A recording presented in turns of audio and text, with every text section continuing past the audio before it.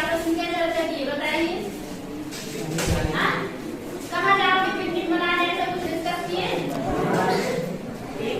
और अभी आप इस पर सब मना कर रहे हैं कि अभी बाढ़ है, बहुत दिक्कत है, आप लोग ऐसे में पिकनिक नहीं जा सकते, है ना? क्योंकि बाढ़ चल रही है, पानी ज्यादा गिरता है, तो इसमें बच्चों को कहीं ना कहीं दिक्कत परेशानी आ सकती है। इसलिए प्रिंसिपल सर ने आपको मना कर दिया है, तो आप सबके अभी निर्णय पर पहुंचे हैं। बताइए, अगर आप सब लोग सहमति बनाते हैं और पिकनिक में जाते हैं तो फिर अगली बार आपकी बातों को भी सम्मान दिया जाएगा और आपकी बातों को भी माना जाएगा। Thank you. इसलिए ताली बजाओ।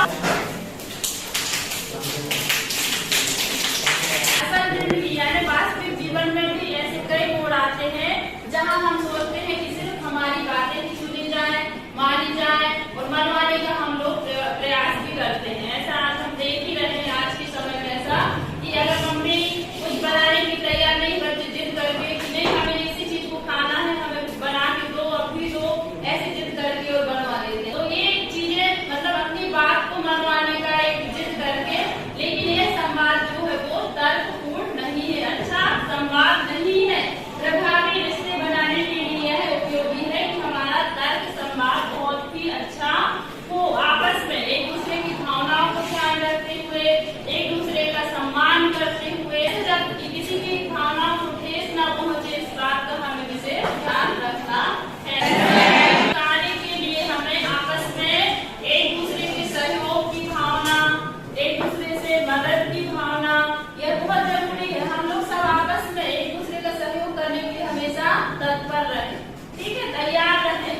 कि यदि हम दूसरे लोगों के सहयोग, सहमति अथवा मदद लेनी है तो उनकी स्थिति, उनके सम्मान को ध्यान में रखते हुए हमें भी सम्मान है सारी। जैसे कि यह हमें क्या ध्यान में रखना, जैसे प्रिंसिपल सर ने आपको मना किया है कि अभी बाढ़ है और मतलब बाढ़ चल रही है, बारिश हो रही है, जैसे में आपका जाना उचित नहीं है। तो यहाँ पर हमें धैर्य रखना, शालीनता रखना, ये गुण हमारे अंदर होना चाहिए। थोड़ी हमें धैर्य के साथ फिर हम ऐसे कोई ना कोई समाधान खोज ही लेते और खोज कर फिर हम अपना पिकनिक मनाने के लिए जाते, ठीक है।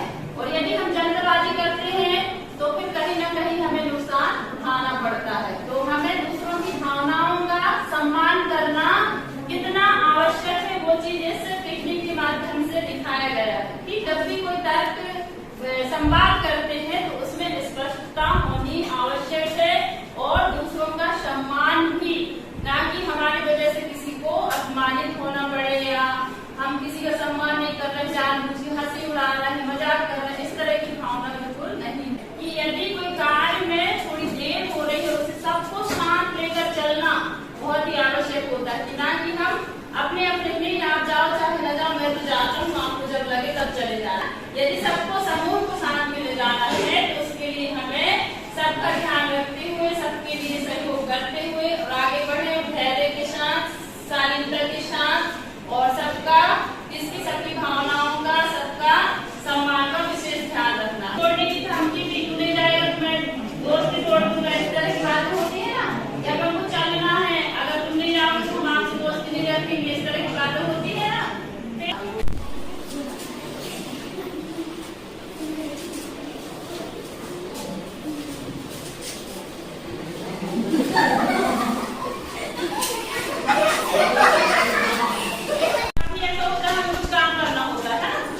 कुछ काम के लिए हम जाना तो चाहते हैं लेकिन मम्मी पापा से भी डर लगता है, बोल नहीं पाते हैं ना, कि या फिर कुछ बोलेंगे और डांट पड़ने वाली है, बिल्कुल अभी तो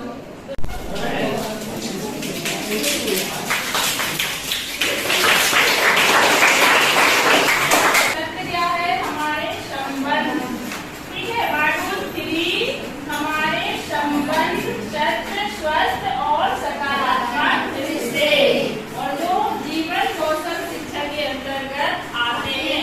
यानी जीवन कौशल शिक्षा जो है वो हमारे जीवन को स्वस्थ और सकारात्मक बनाती है और ये कौशल है जो हमारे जीवन के लिए बहुत ही उपयोगी है। जैसे कि पहला कौशल का नाम बताइए आप लोग, दूसरा कौशल क्या है, सहानुभूति। ऐसे बोलो, पहला कौशल दूसरा कौशल सहानुभूति, तीसरा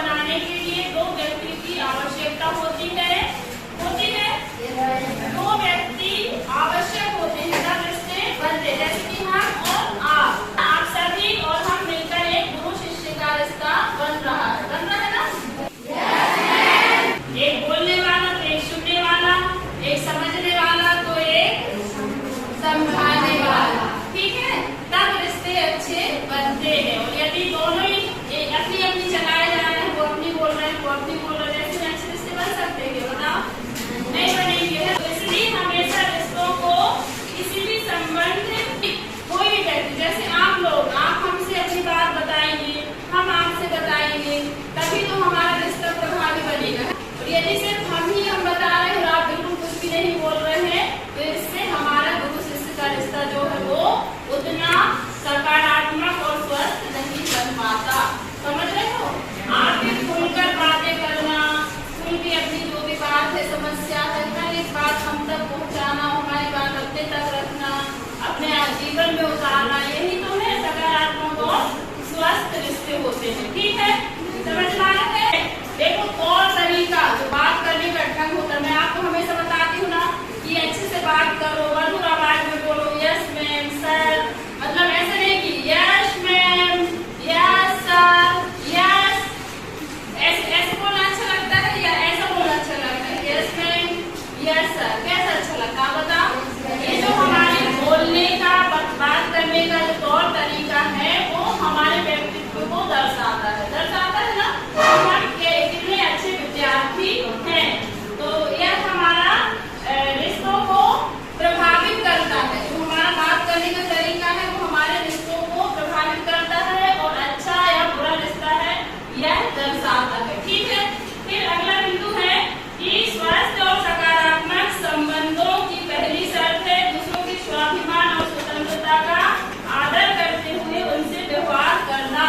पहली शर्त क्या है कि दूसरों के स्वाभिमान, यानी अपना स्वाभिमान की रक्षा करते ही हैं हम, और हमें दूसरों के स्वाभिमान की भी रक्षा करना है, स्वतंत्रता का भी ध्यान रखना है, तभी हम दूसरों से ऐसे रिश्ते बनाएं, संबंध रखें और उस तरीके से हम बात करें ताकि किसी के स्वाभिमान को, स्वतंत्रता को ठेस ना पहुंचे, दुख ना पहुंचे, हमारी वजह से किसी को दुख ना पहुंचना चाहिए। ठीक है, बिल्कुल भी हमें ऐसा ध्यान रखना है। यदि हम अपने जीवन में अकड़ रखते हैं, जैसे क्या कहते हैं घमंड, तो दो तरह के होते हैं, एक तो सकारात्मक होता है, एक नकारात्मक। जो सकारात्मक होता है वो जीवन में बदलाव लाता है। ठीक है, और यदि जो एकदम अजीब टाइप की हरकतें की नहीं, मुझे तो बदलना ही नहीं, चाहे कुछ भी हो जाए, सब परेशान है, सब बच्चे परेशान है और फिर भी हम अपनी चलाए जा रहे हैं कि नहीं हम अच्छे हैं ऐसा सोच के, तो ऐसे में क्या होता है, जीवन जो है वो नीचे की ओर जाता है, परेशान हो जाता है। आदर करते हुए उनसे व्यवहार करना है, लेकिन यदि हम हमारे व्यवहार में बहुत सख्ती रखते हैं, यानी कि अकड़ रखते हैं, कहते हैं ना कि छोटा सा उदाहरण, जैसे कि जो दूबा होती है, दूबा देखे ना आपने, वो बाढ़ में भी नहीं बहती, कितनी बाढ़ भी आ जाए, कितनी पूर आ जाए, लेकिन वो झुक जाती, पूरी लेट जाती है ना, तो इस वजह से वो उखड़ती नहीं है। और अगर एक पेड़ जो झुक नहीं सकता, अगर उसमें बहाव आ जाए तो पूरे जड़ सहित निकल जाता है, आप लोगों ने देखे हो ना, पूरा गिर जाता है। तो ये किस वजह से होता है कि वो एकदम कड़क है, कठोर है, वो झुकने में सक्षम नहीं है, इसलिए ऐसा हो रहा है। दूबा पूरी एकदम मुलायम है, पूरी लेट जाती है, तो पानी आसानी से ऊपर से निकल जाता है और वो बच भी जाती है, सुरक्षित रहती है और कोई दिक्कत, इसलिए झुकना जरूरी है। झुकना और सरल होना, स्वभाव हमारा एकदम विनम्रता हमारे जीवन में होना बहुत ही आवश्यक है। विनम्र स्वभाव, सरल स्वभाव, और जो व्यक्ति, जो विद्यार्थी झुकता है, हमेशा सामने वालों की रिस्पेक्ट करता है, सम्मान करता है, खुद के स्वाभिमान को भी ध्यान में रखते हुए दूसरों का भी स्वाभिमान का ध्यान रखता है, वो विद्यार्थी सबसे सर्वश्रेष्ठ विद्यार्थी होता है। हम अपने जीवन में गुणों को जगह दें, ऐसे गुणों को जगह दें जिससे हम ऊपर की ओर उठें। कि कोई अपने माता पिता, मतलब सर्वश्रेष्ठ अगर माता पिता के साथ हमें तो कोई टेंशन नहीं है ना, कितनी भी बड़ी समस्या हो, कुछ भी हमें कोई परेशानी नहीं लगे, एकदम हम अपने आप को सुरक्षित महसूस करते हैं ना, कि सबसे सेफ जगह जो है वो माता पिता के साथ हमें अच्छा अनुभव होता है। दूसरा, आप यहाँ भी अच्छा अनुभव कर रहे होंगे अभी कि यह जगह भी जो है वो हमारे लिए श्रेष्ठ है कि नहीं मैं, है ना? यहाँ बैठ के हम सीख रहे हैं, अच्छी बातों को जान रहे हैं, समझ रहे हैं, तो ये जो हमारा इतना वातावरण बना हुआ है वो हमारे लिए बहुत अच्छा है, सुरक्षित है, सकारात्मक है, अच्छे संबंध है दोनों शिष्य के बीच में, ऐसा अनुभव होता है आप लोगों का?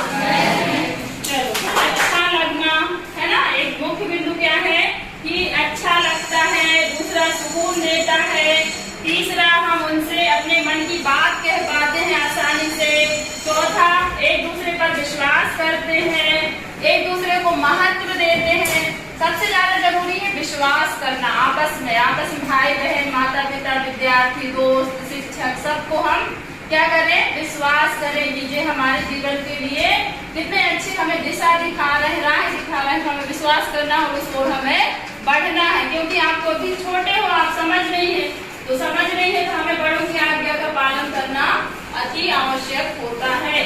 फिर है एक दूसरे का आदर करना, एक दूसरे के साथ सुरक्षित महसूस करना, बिना डर झिझक के हर मुद्दे पर बात करना।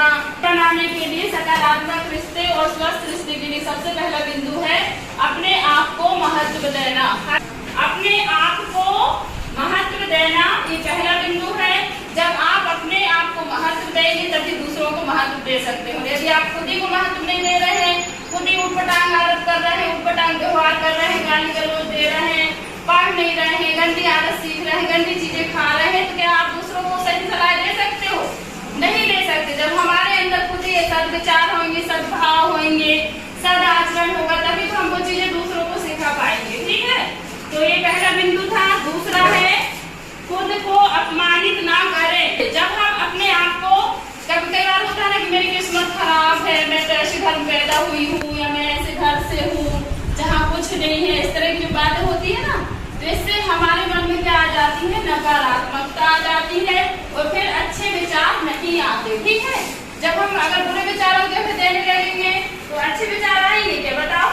नहीं आएंगे। इसलिए हमें हमेशा कैसे विचारों को जगह देना है, ये लिखा है स्वस्थ और सकारात्मक विचारों को जगह देंगे तो सकारात्मक रिश्ते बनेंगे। देखो तीसरा बिंदु जो है सकारात्मक सोच के साथ आगे बढ़ना।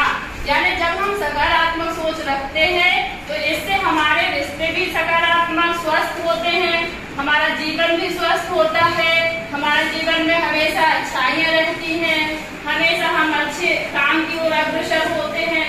तो हमें हमेशा कैसे सकारात्मक सोच के साथ आगे बढ़ना है, सकारात्मक दृष्टिकोण रखना है, तभी हमारा जीवन भी सकारात्मक बनता है और स्वस्थ और सकारात्मक रिश्ते बनते हैं। और स्वस्थ और सकारात्मक रिश्तों के लिए हमेशा प्रयत्नशील रहना पड़ता है। ठीक है, समझ में आई बात?